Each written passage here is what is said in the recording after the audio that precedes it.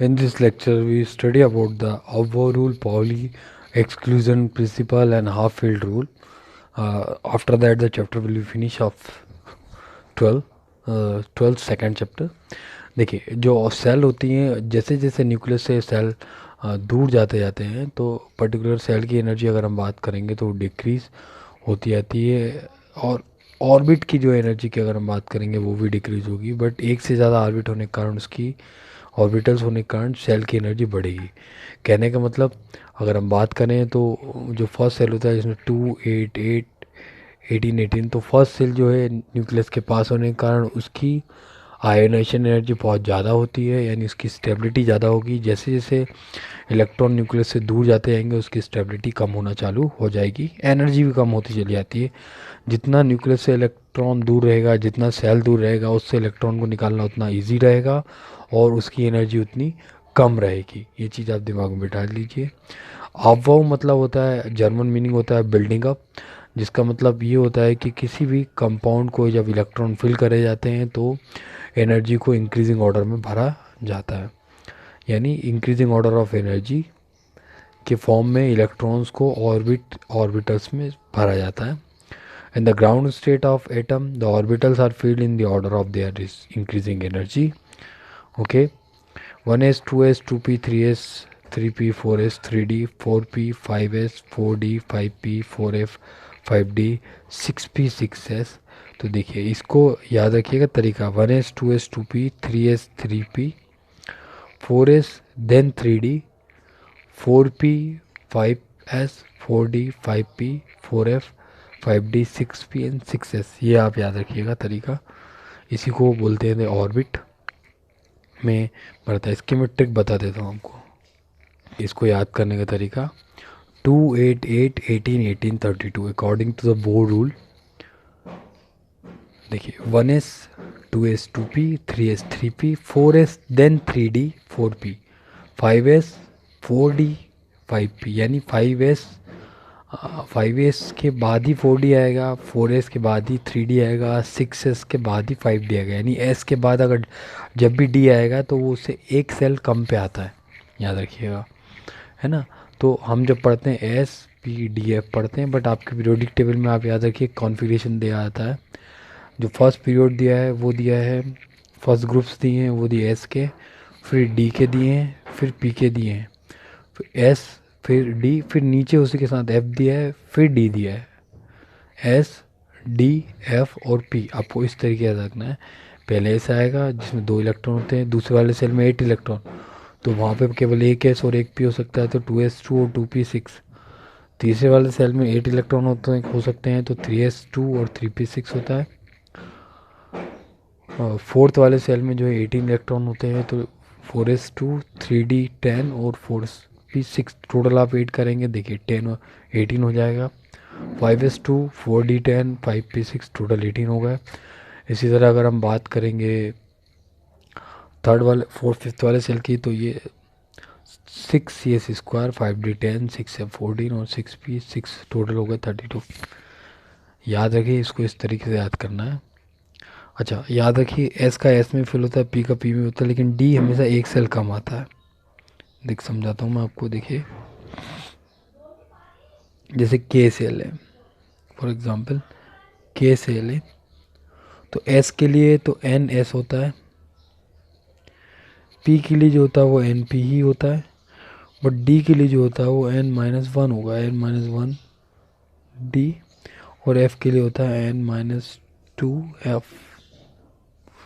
ये याद रखिएगा, इलेक्ट्रॉनिक कॉन्फ़िगरेशन का तरीका है. देखिए, इसको एक और ट्रिक समझा देता हूँ मैं आपको. देखिए, जैसे एस आया तो ये 1s का ही रहेगा, फिर अगेन एस आएगा तो ये 2s और 2p सेकेंड सेल में गए. 3 में आएगा तो 3 में देखिए ये 3s आएगा, 3p आएगा, तो होगा 8 8 8. अब आपको 18 चाहिए, तो एक आपके पास एस आएगा, एक आपके पास डी आएगा और एक आपके पास पी आएगा. तो एस, अब देखिए ये हो गया, तो एस तो आपके पास सेम फील करेगा 4, पी भी 4 रहेगा, लेकिन डी एक कम आता है, यानी यहाँ डी 3 का रहेगा. देखिए 2, 10 और 6 टोटल होगा 18। Is that clear? सिमिलरली देखिए एस, अगले वाले सेल में भी आपको कितने चाहिए 18, तो एक एस रहेगा, एक डी रहेगा और एक पी रहेगा। तो ये हो जाएगा 5 का तो एस हो गया, 5 का पी होगा, लेकिन डी एक कम आएगा, यानी यहाँ पे डी हो जाएगा 4 का। देखिए 2, 10 और 6 टोटल 18 हो गए। इसी तरह अगर हम अगले सेल की बात करें 32, तो एस, एफ, डी और पी, देखिए 2, 14, 10, 6 टोटल एड कर लिए 32। तो एस तो आपका 6 का ही रहेगा, लेकिन ये हो गया 5 का, 5 का नॉट, ये 2 कम होता है यानी 4 का, ये 1 कम होता है 5 का और ये 4 का।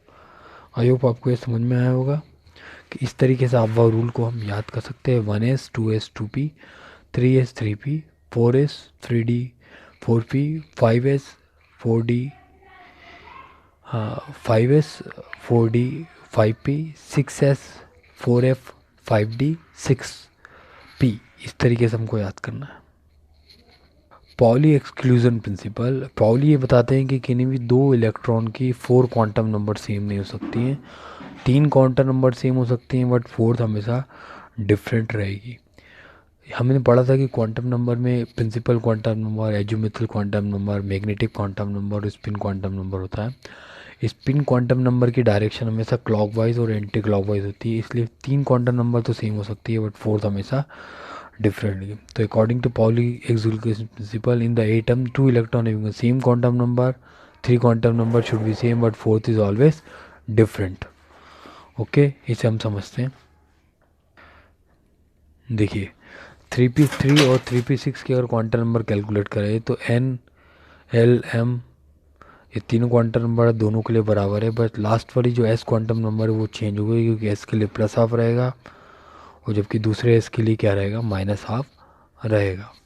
ठीक है, प्लस हाफ जो है क्लॉक वाइज डायरेक्शन रहेगी, जबकि माइनस हाफ जो है एंटी क्लॉक का वाइज डायरेक्शन रहेगी। इसको हम समझते हैं कैसे। देखिए जब पी सेल में इलेक्ट्रॉन जाएगा तो 3 इलेक्ट्रॉन जब आप फिल करेंगे तो 1, 2, 3, जबकि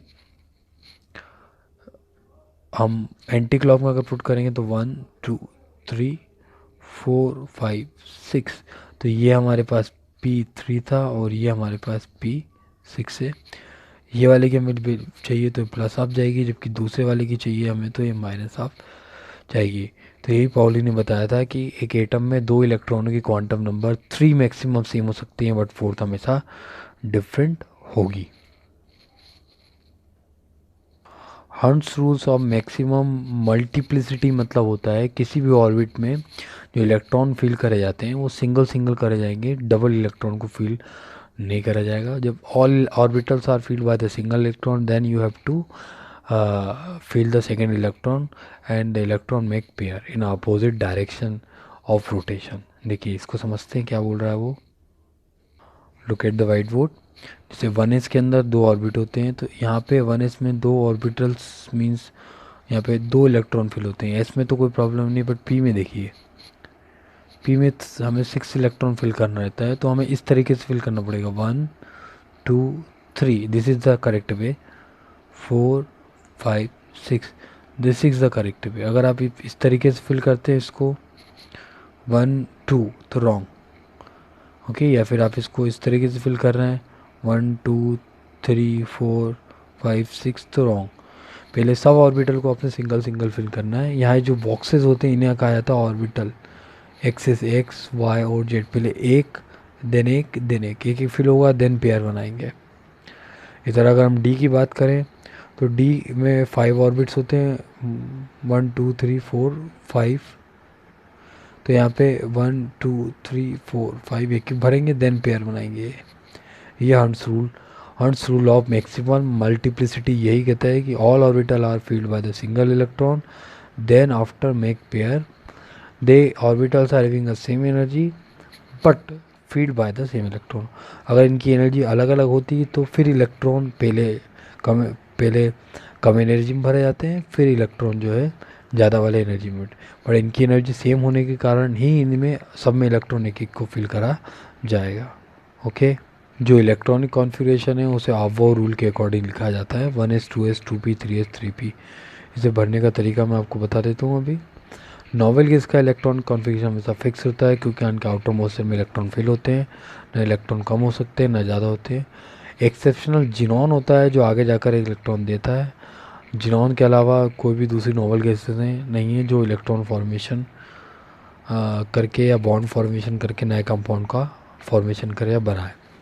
आगे अगर हम बात करें तो स्टेबिलिटी कम्प्लीटली फील्ड यानी हाफ सेल की स्टेबिलिटी ज़्यादा होगी और फुल फील्ड की जो और ज़्यादा होगी, बट वो ब्लैंक की ज़्यादा होगी।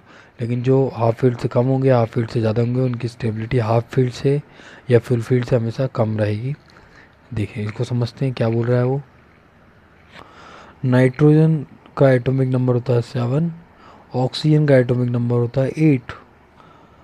अगर हम नाइट्रोजन का इलेक्ट्रॉनिक कॉन्फिगरेशन तो according to above 1s² 2s², 4 हो गया, बचे कितने हमारे पास 3।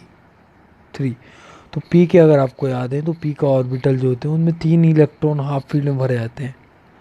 6 इलेक्ट्रॉन फिल कर सकते हैं पी में मैक्सिमम, बट यहाँ पे कितने हाफ फील्ड है, तो इसकी स्टेबिलिटी ज़्यादा है कंपेयर टू ऑक्सीजन। ऑक्सीजन का एटॉमिक नंबर देखें 1s² 2s² और 2p 4 है, यानी ये यहाँ पे इलेक्ट्रॉन इस तरीके से आएंगे 1 2 3 और ये 4 यानी मोर देन हाफ फील्ड, यानी इसकी स्टेबिलिटी P3 की स्टेबिलिटी P4 से ज़्यादा है, यानी नाइट्रोजन ज़्यादा स्टेबल है किससे, ऑक्सीजन से।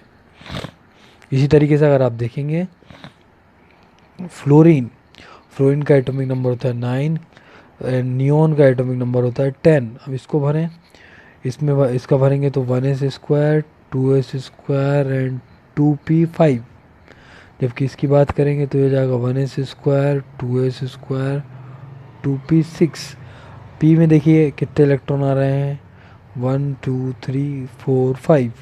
अगर हम बात करें जबकि इधर हम देख रहे हैं तो हमारे पास 1 2 3 4 5 6, यानी यहाँ पे पी पे कंप्लीट भरा हुआ। P6 जो है ज़्यादा स्टेबल होता है किससे, P5 से, क्योंकि हाफ फील्ड से ज़्यादा भरा हुआ है।